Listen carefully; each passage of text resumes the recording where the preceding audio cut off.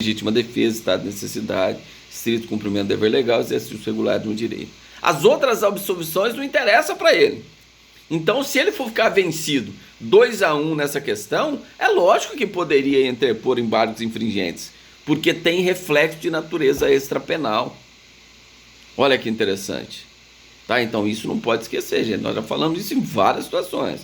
Quem esqueceu, vai lá na ação ex-delito que nós estudamos, vai na sentença absolutória que nós estudamos esse semestre ainda. Tá lá, eu explico tudo isso. 386, todos em si. Eu falo, faz coisa julgada, não faz coisa julgada.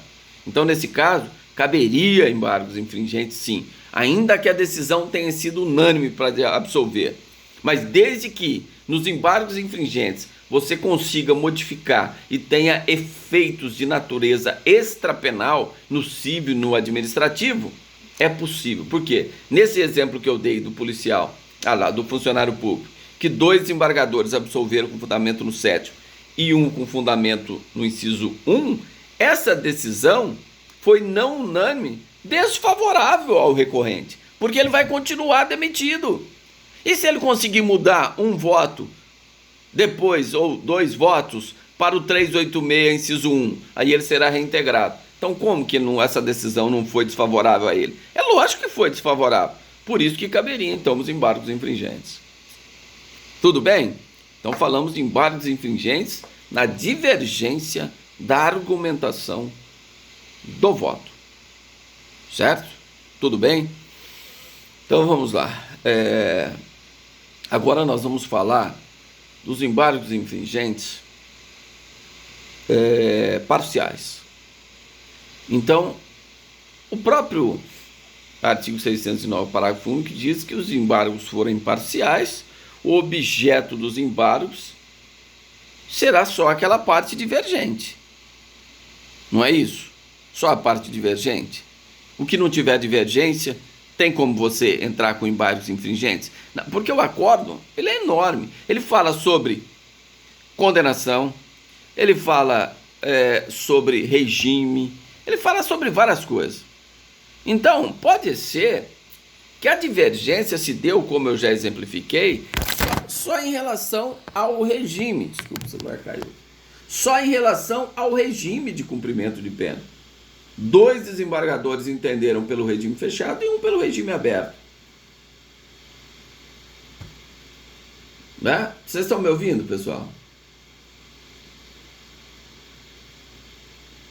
Tá me ouvindo? Tá me ouvindo, né? Porque caiu o celular aqui, bagunçou tudo aqui. Tá. Então, vamos lá. Então, nesse caso, não tem discussão nenhuma. Então, vamos ver quando ele é parcial. Não, os 3 mantiveram a condenação.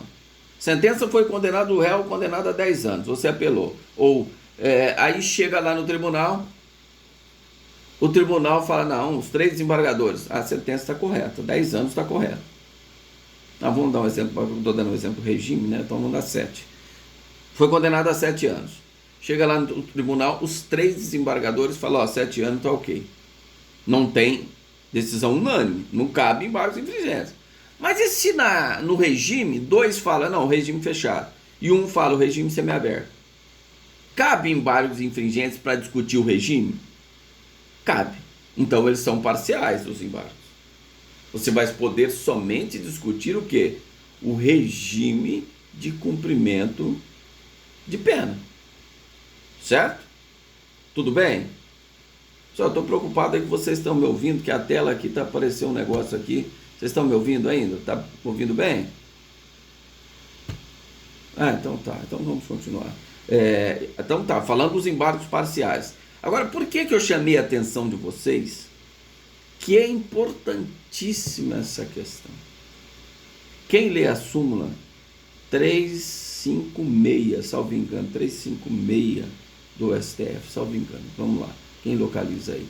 E ele faz a leitura pra gente. Do STF.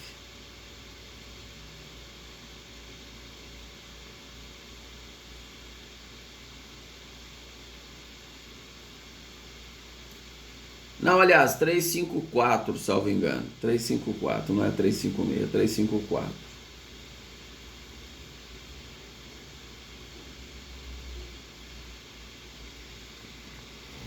Tá.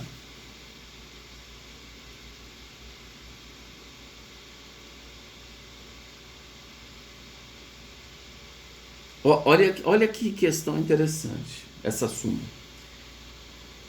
Prestem atenção, agora eu vou dar outro exemplo para vocês entenderem melhor. O tribunal na apelação condenou o réu a 10 anos, todos regime fechado, mantiveram tudo que o juiz falou.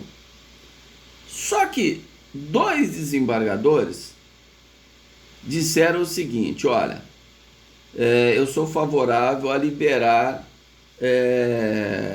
2 desembargadores. Eu sou favorável a não liberar o veículo apreendido. E um desembargador fala assim: não, eu sou favorável a liberar o veículo apreendido, que não tem nada a ver, o sujeito provou que adquiriu licitamente e tal, não tem nada a ver com a perda em favor da União. Eu pergunto a vocês, teve divergência nesses embargos? Aliás, nesse acórdão de apelação, teve divergência ou não teve? Teve divergência.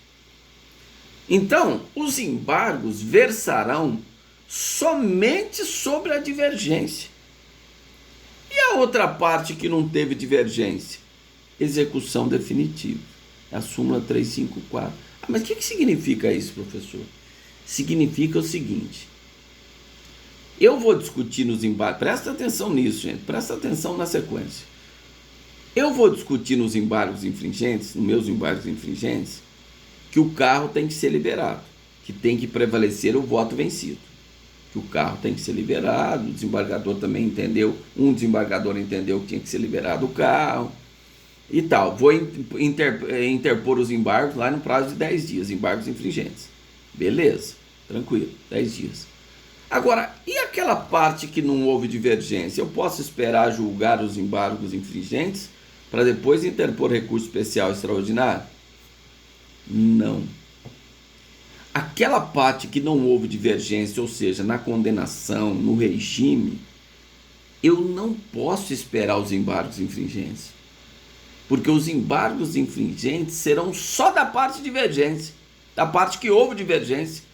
E o que não houve divergência segue execução definitiva. Ou seja, se eu esperar e passar 15 dias, vai transitar em julgado essa condenação.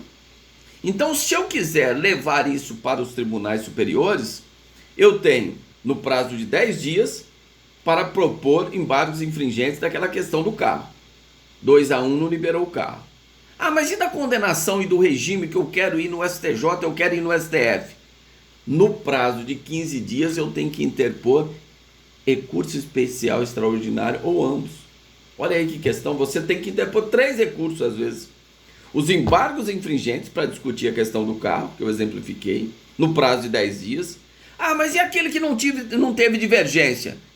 Aí você tem decisão de última instância, porque não teve divergência, não cabe outro recurso, a não ser o quê? Especial extraordinário. Você tem que interpor ele no prazo de 15 dias.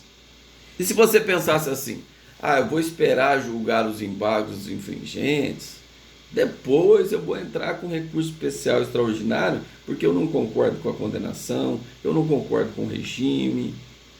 Vou deixar julgar meus embargos infringentes aqui, porque vai suspender, mas suspende só o quê? O objeto da divergência. Eu só não vou perder o carro ainda, porque está julgando os embargos infringentes. Mas da condenação lá é definitiva. Aí você tem que interpor o quê? Recurso especial, recurso extraordinário, ou ambos. Isso é a súmula 5.